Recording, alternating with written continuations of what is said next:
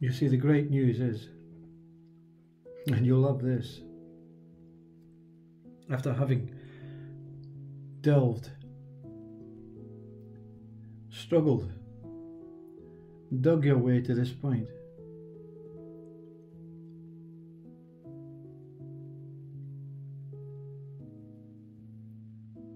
the speaker then plunges the knife into your heart, or your head, hopefully, and says, you don't need these words.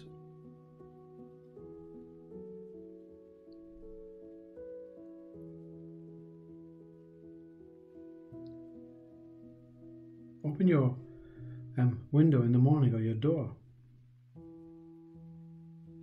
If you have the luxury of French doors, even better. And wait until the sun is shining. The birds are singing.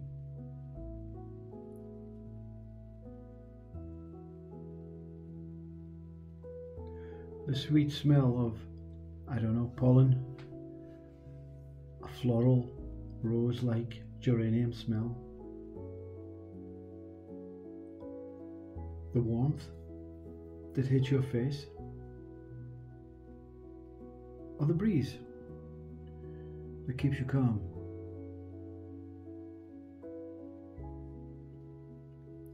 Whatever the experience is, the children playing, if you're in the city, below your fourth floor flat, or in the countryside, in the rural, when there's a squawk of the grouse, the pheasant, or the ducks quacking. Much better than listening to this, putting yourself through some sort of meditation, some sort of practice, some sort of method to seek something that is unexplainable, undeniable, but inexplainable.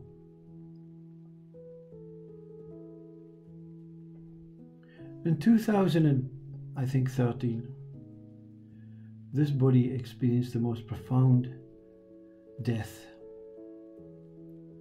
I wanted to kill myself. I wanted to lie down and die. And I did. But I looked in the mirror, and the mirror said, no. You don't make decisions about life and death, or birth, or any experience or conceptual move in what you appear to think you are as this body. You don't make these decisions. Consciousness makes these decisions. And you're so fortunate that this decision is made while you're totally crying like a baby.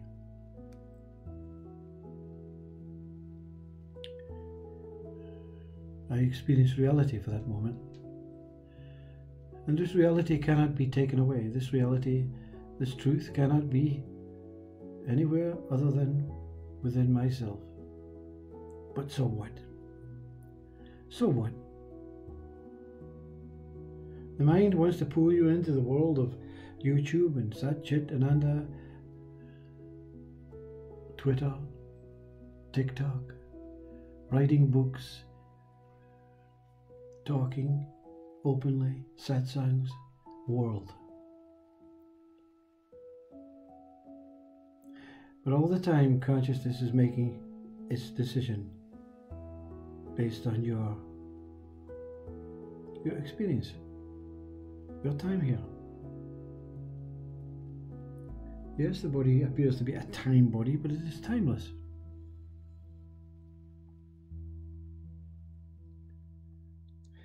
But anyway, let's not go down that spiritual, religious, enlightenment path. Let's not look at Yuji Krishnamurti and his detrimental ways of describing what every one of us will encounter. There is only you. There is only you.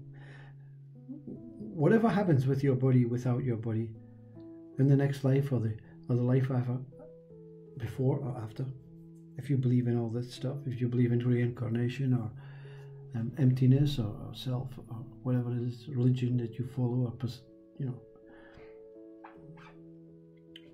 there's only you, and that's a fact. Oh yes, it's undeniable that the people around you, the ideas, the concepts, the relationships, the attachments, the beliefs, the hopes, the associations, the needs, the desires, the wants, yeah, they're all appearing in we used to watch a program called The Generation Game, and then at the end they used to have the observer just watching, and in a conveyor belt all these objects would pass, and he would have to memorize them all, and everyone he memorized he got to keep. But that's your life. You're the observer, infinite, immortal, observing, and some of us, most of us wants to, and what we do is we jump into the conveyor belt because, oh, I like that so much, I don't want to let it go. And then we have to let it go. Because consciousness says, no, you can't keep it. Yet our mind says, no, damn well, stand up for your rights. And we get confused because in our human world, yeah, stand up for your rights. Yeah, because in the human world, it's all games and ideas and confrontations and incidents and experiences and happenings that we believe is taking place. So we stand up for our rights in a human way. But we suffer because we believe that this human right is the only way. But in the other way, to get to the other side, to get to that place of non-duality, that place of non-recognizing myself, non-recognition, non-religious, non-spiritual. You see, when you say these things, those that are struck in by religion and science and biology, oh, yeah, no, but I don't want to give up that, I don't want to give up what I've already learned. Now, what you've learned is what you don't know. What you've learned is what others know. Regardless of how you experience them, you're using their language, their identities, their ways, their methods, their practices. You're just a time past element of life.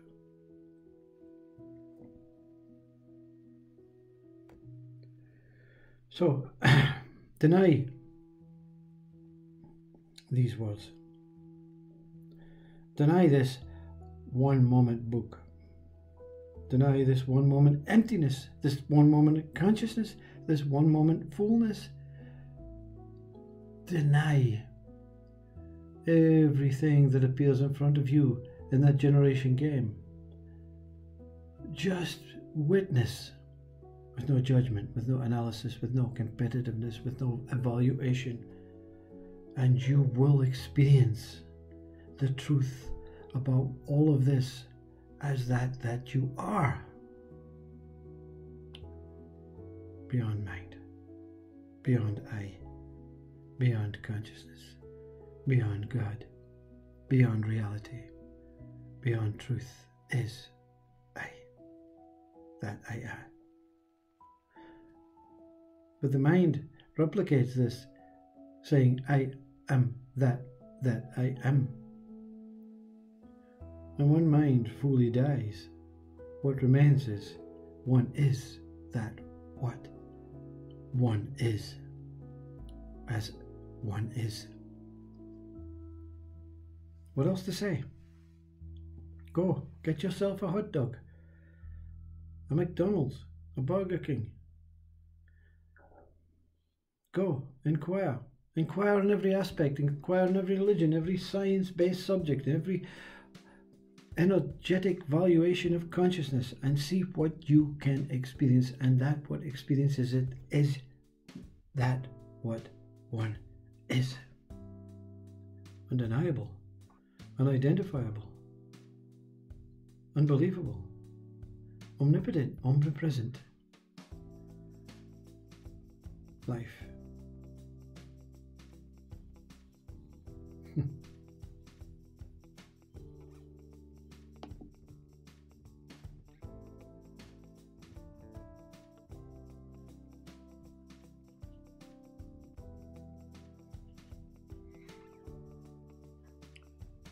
The best kept secret revealed.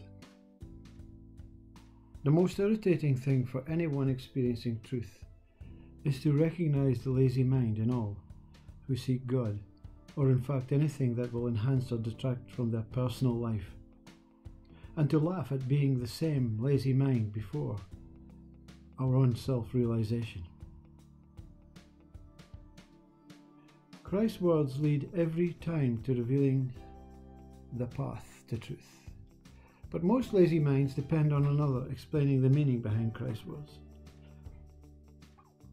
Find out for oneself is the best way, but the speaker would like to offer a guidebook into doing it for oneself.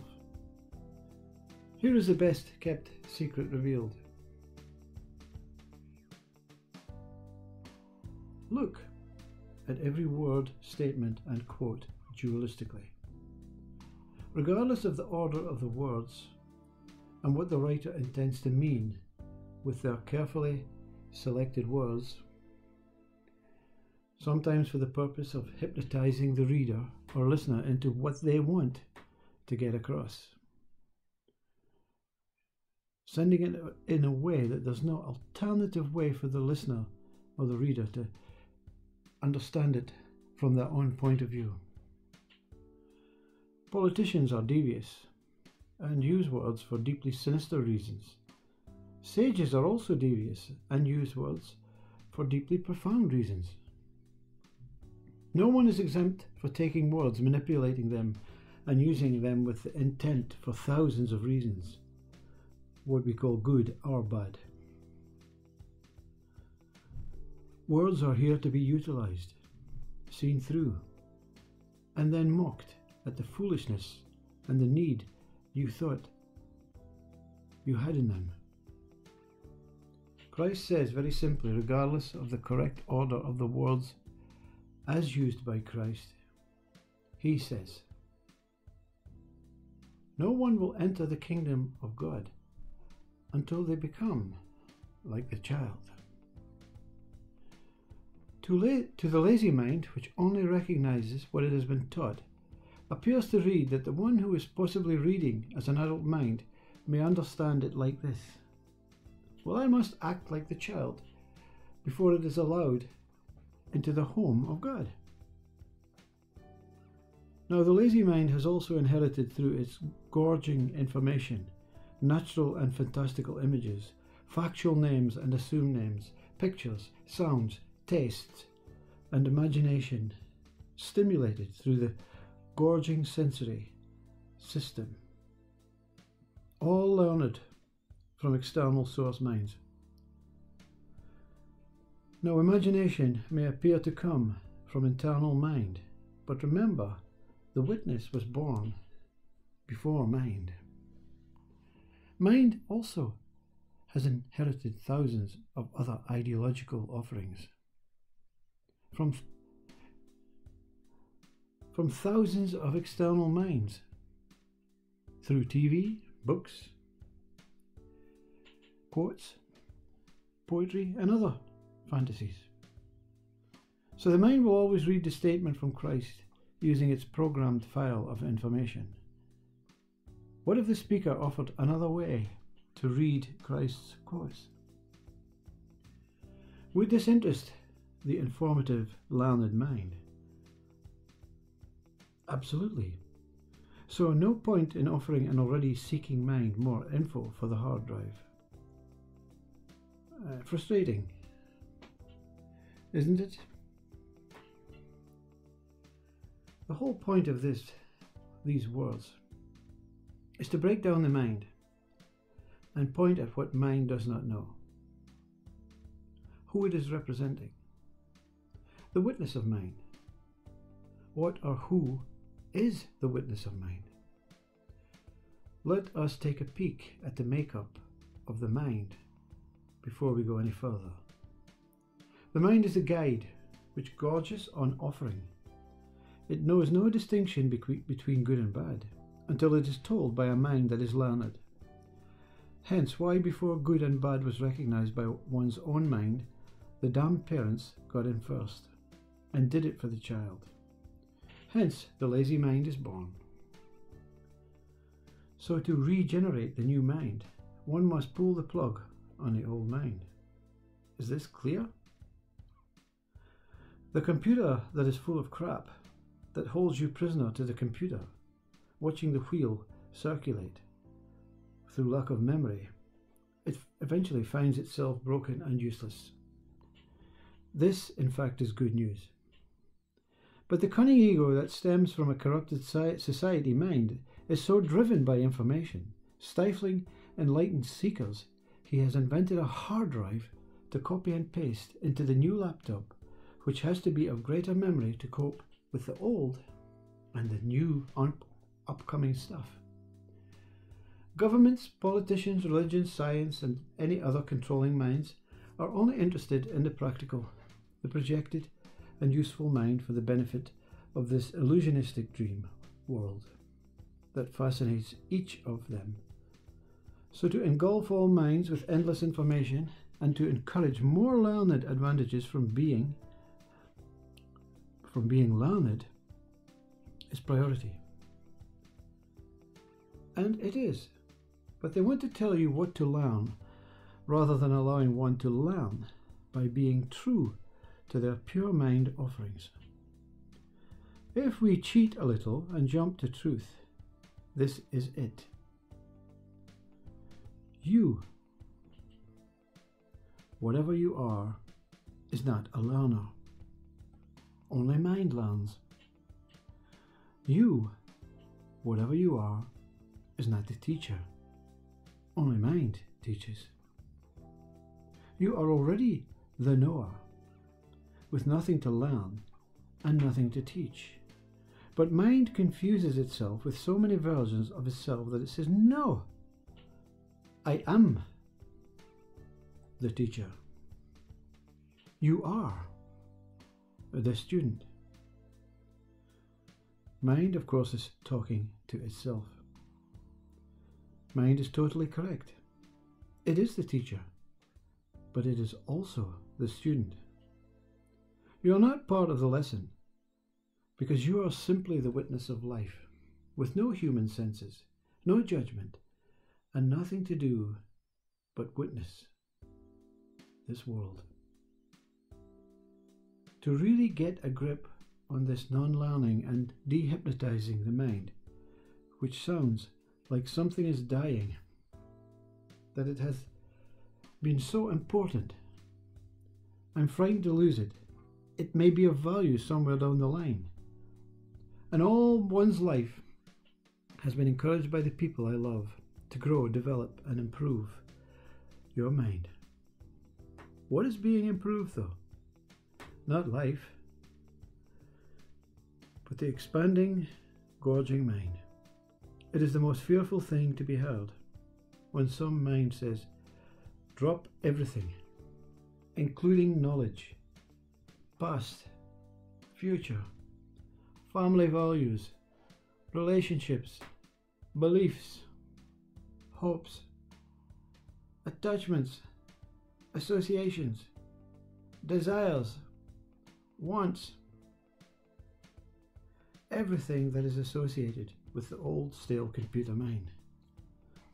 And also do not back anything up that one thinks it should keep. This is the fearful mind, totally fearful of losing itself to the world of nothing. So what is so fearful about being free from all minds? No, it's not others' minds that I would be willing to drop. It is my mind that I don't want to lose. Where to go next? What to do now?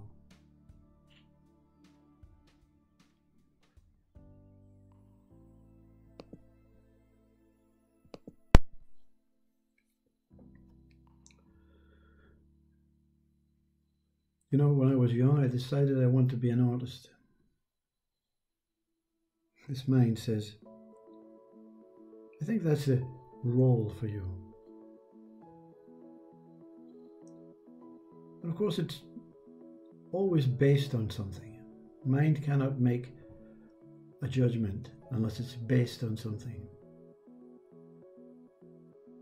I remember as a young boy looking out the window one morning feeling completely different, maybe puberty, I don't know, and seeing this Jew that lay on the grass, and the colours that were normally individually separate, they became a mishmash of a kaleidoscope of oneness. I said, how can I paint that? And then Impressionism appeared.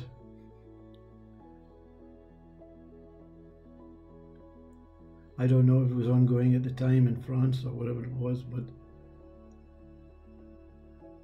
I saw it for myself, you see, out my window, a little window in a little council house in a big city in Aberdeen. But I wanted to paint it. And the mind says you have to become this artist. And of course the artist is based on everything is beautiful.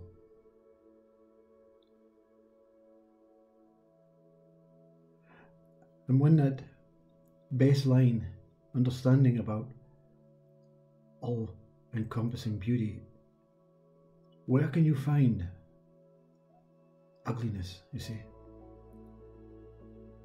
I think that's the opposite of beauty. Where can you find the ugly world, you know? The artist finds the beauty in the mist, in the darkness, in the crudity, in the cleanliness, and the preciseness. So what can be separate as an artist? What can be separate? What can take the mind into some destructive element? Yeah, we're all artists, you know. We're all artists with the belief that we can make beauty. And of course the beauty is already here.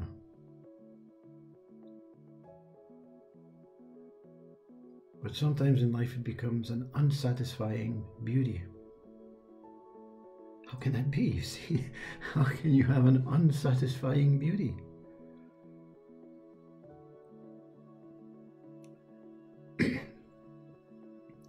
My only belief is that we take our minds off, our eyesight off, our senses off.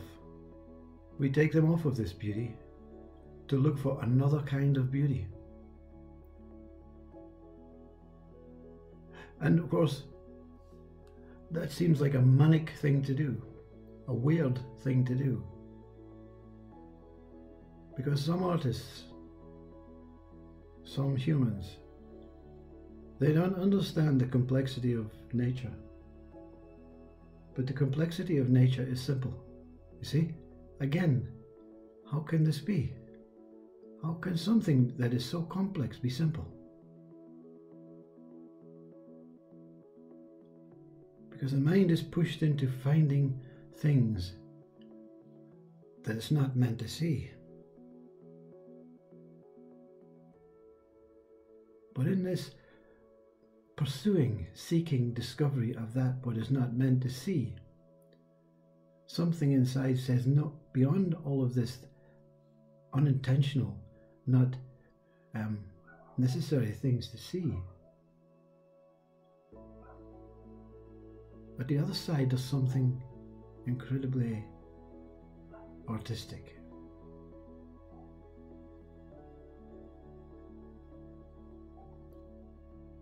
The artist is within. The subject is within. The painting is within. But it feels like to the mind we have to go and stop in this direction, out with, turn around and go within. And of course that's the foolish way.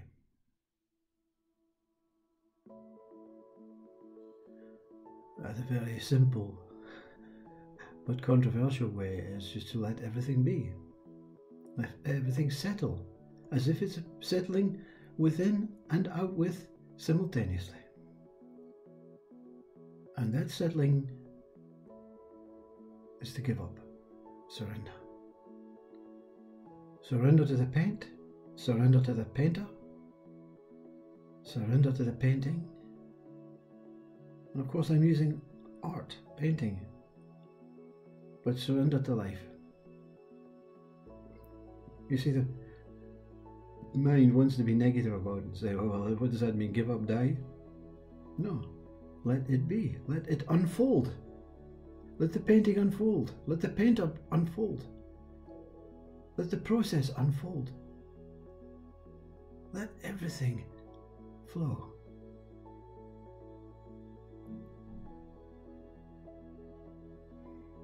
I paint now. I take the materials. I take the, whatever it is, the surface. I take what I have and cannot get, and I paint. Not in a particular way, not in a particular style, not for a particular purpose, not to have a particular finished subject. I just paint.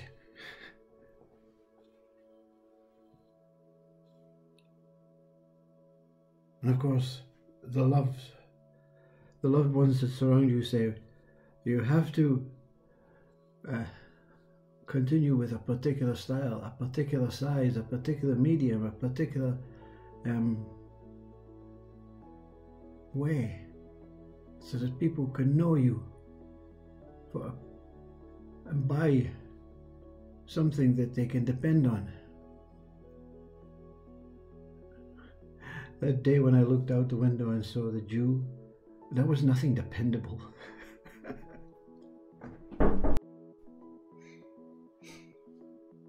Well, they say, a truth can only be spoken from the heart.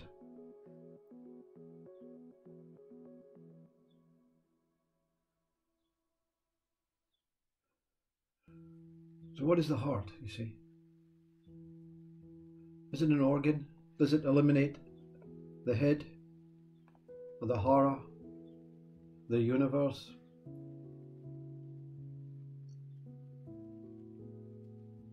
The inner world, the outer world?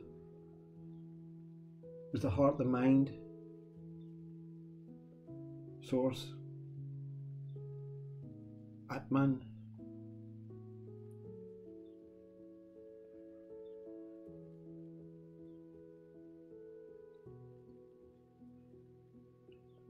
Where do these words arise from?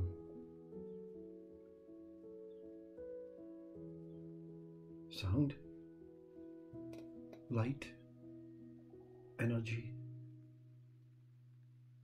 all combining, all coming together to meet, like the atoms and the molecules all combine, meet within the body to create some sort of community, some sort of sense of life, oneness. You know, when I was a child, I loved comic books, animations. Not the scientific stuff, the sports stuff, but just the ridiculous stuff, you know. The absolute stuff that makes a child feel as though it's normal. It doesn't have to compute like it has to at school every day, in a particular type of sport or musical project. And one of the animations I can remember was a comic strip called The Numbskulls. Numbskulls, Numbskulls, where these little tiny human people lived in the head, in the brain of what you would call a standard size human. And they would climb up the ladder to fix things. They would have fun. They would project things outwards like they were speaking and not the real human themselves, so that the parents didn't see the same son all the time, meaning the same state of mind. And the son, or the boy who was chosen by these numbskulls to be controlled, didn't want to do half of the things, but then found out the things that it was doing was okay. It's just a representation of what we are. Are you the numbskull? A little tiny being within a big being? Or are you the middleman? The bigger being? Knowing there's loads of little beings inside you, little thoughts.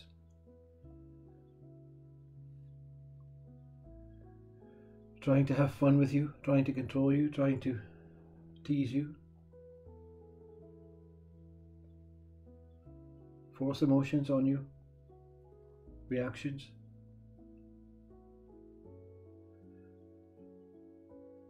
Or are you the parents? Observing the son, your own son, as you, and the little ones inside.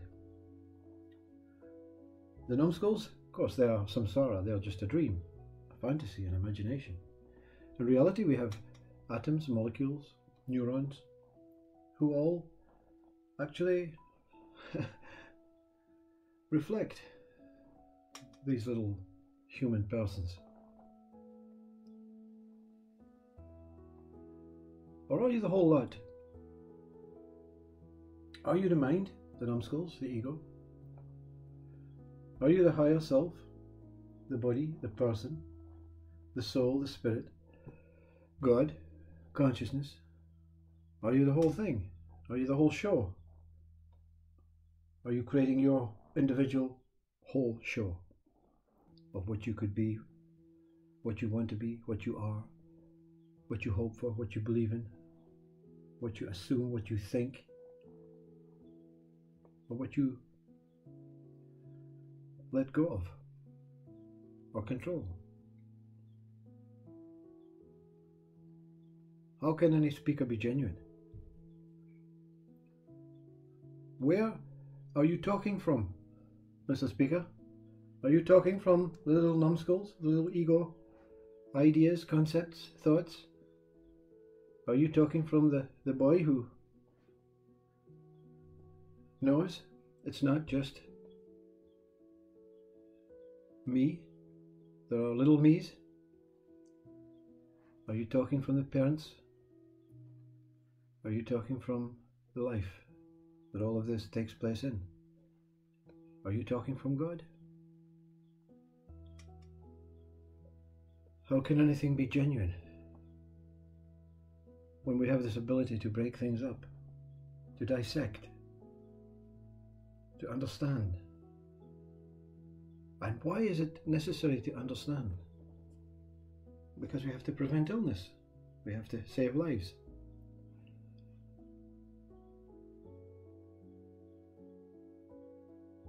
But what if one said, actually the mind itself creates a dilemma, confusion, until it's ignored.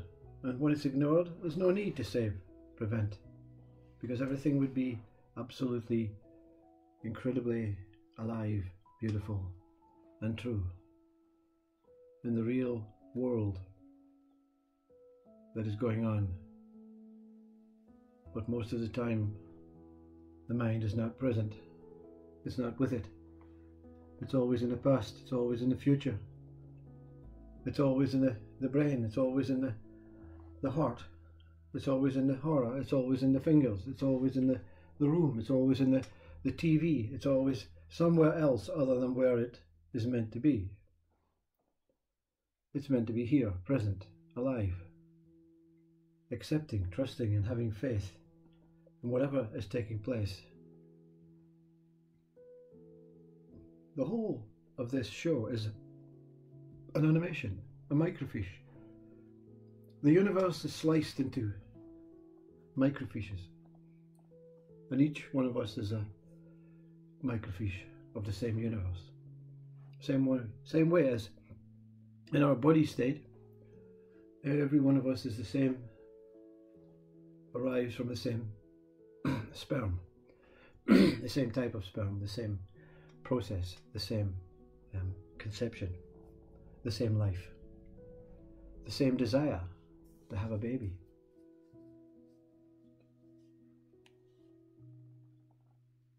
I don't mean to confuse your mind. Your mind is already confused.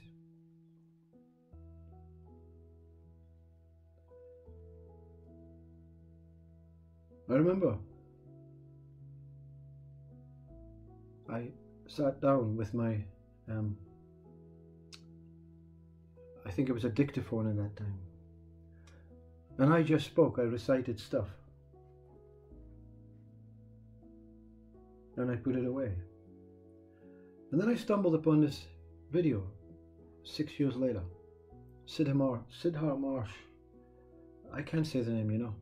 It was Sri Nisargadatta Maharaj's guru. Siddhar Marsh, I don't know. I don't have the mindset to talk about things that are just names. His presence, his words. It was like, wow, he's copied me. And of course this man, this body, this was alive maybe 19th century, maybe early 20th century, I don't know. Long dead. And he's copying me. One of the things you learn through the wisdom of consciousness is each one of us are speaking the same language, speaking the same tongue, seeking for the same thing, and being the same one. But we've invented, created paths, names, identities, religions, faiths, cultures, all the same culture. Eat, stay alive. All the same culture. Eat, stay alive. Breathe. Be happy. Be accepting. Be trusting, and be faithful that the food will come and life will go on as long as it's meant to go on. And you will be escorted through a life holding hands with the true one, the true God, the true Spirit, the true life force.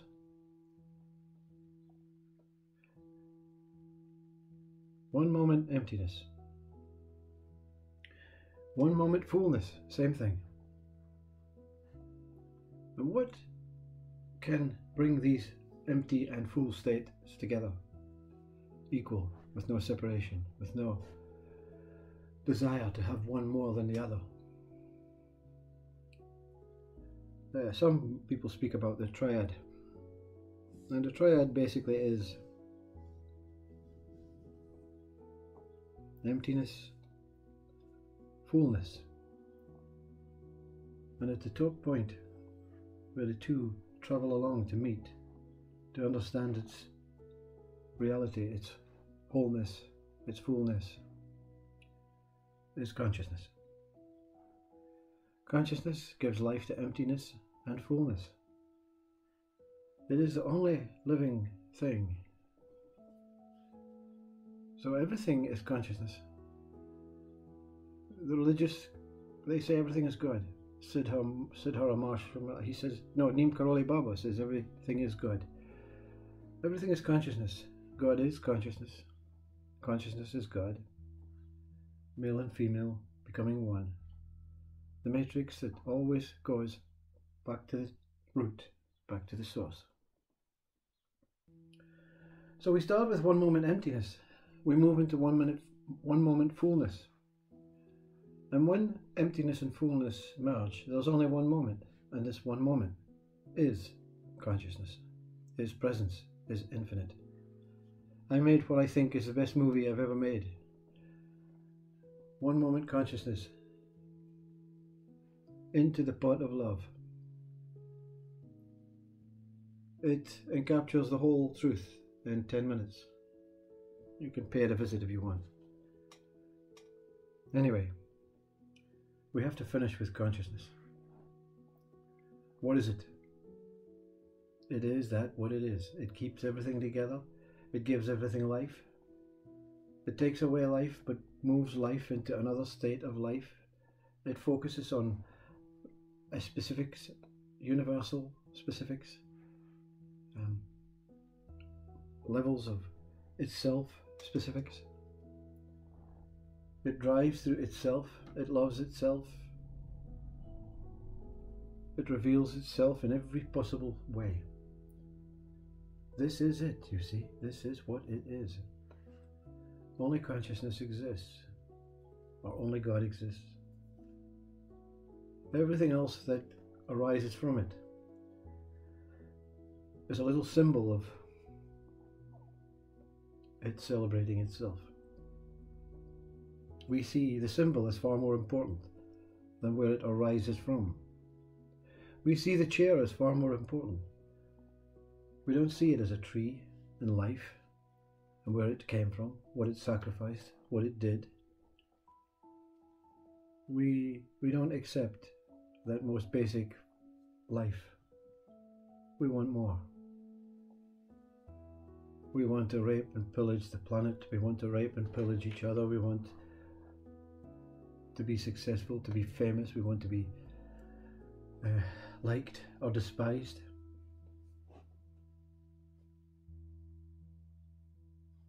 But it matters not. All of this will go. Human being forms are not eternal. They're not infinite. They're not immortal. But consciousness, our true nature, our true essence, infinite, immortal, and always here. No living form has ever died in its fullness. It's just been put to sleep like the Matrix. Ready, cleaned down. Like Neem Karoli Baba says, cleanse the mirror of your heart and you will see God. If you can't see it right now, when the body goes, you'll be polished up, cleansed up, and you'll get a sneak preview. And you'll get another opportunity to look for it with a real body, a reality, a real mind, a real essence, a real moment. And you'll wallow in the love that truly is. Consciousness truly is. What else to say?